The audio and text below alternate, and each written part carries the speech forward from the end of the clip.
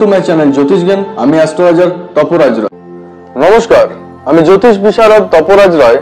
আজকের বিষয় হচ্ছে রাহু কেতু দোষ পূজা। যাদের জন্মছকে রাহু বা কেতু গ্রহ খারাপ অবস্থায় রয়েছে তারা এই পূজাটি অতি অবশ্যই করবেন। এই পূজার জন্য ঘিয়ের প্রদীপ, ফুল ফল মিষ্টি, কালো তিল, শিবের ছবি, গঙ্গা জল, গণেশের ছবি। এই গণেশের ছবি ও শিবের ছবি আমাদের জ্যোতিষ জ্ঞান কোম্পানি থেকে স্পেশাল ভাবে পাবেন, যা ভীষণ এফেক্টিভ। এই ছবিতে পূজা করলে আপনারা তাড়াতাড়ি ফল পাবেন, কারণ এই ছবি দুটি বাস্তু ও তন্ত্র মতে স্পেশাল ভাবে তৈরি করা হয়েছে লিমিটেড এডিশন হিসেবে, লিমিটেড টাইমের জন্য ও প্রিমিয়াম কাস্টমার বা ক্লায়েন্টসদের জন্য। স্নান সেরে ঘিয়ের প্রদীপ জ্বালাবেন, ধূপ জ্বালাবেন ও ফুল দেবেন গণেশের ছবিতে এবং গণেশ গায়ত্রী মন্ত্র পাঠ করবেন।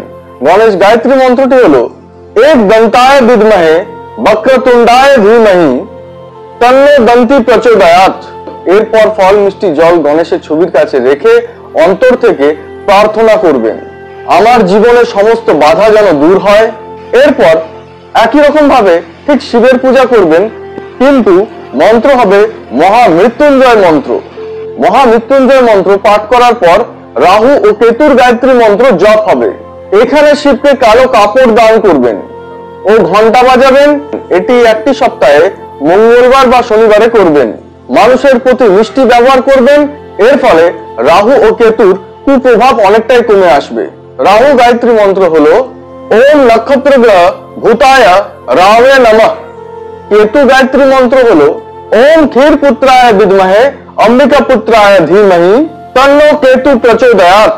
আজকের মতো অনুষ্ঠান পর্বের এখানেই সমাপ্তি। আমরা পরবর্তী অনুষ্ঠানে আরো অনেক কিছু গুরুত্বপূর্ণ বিষয় নিয়ে আলোচনা করব।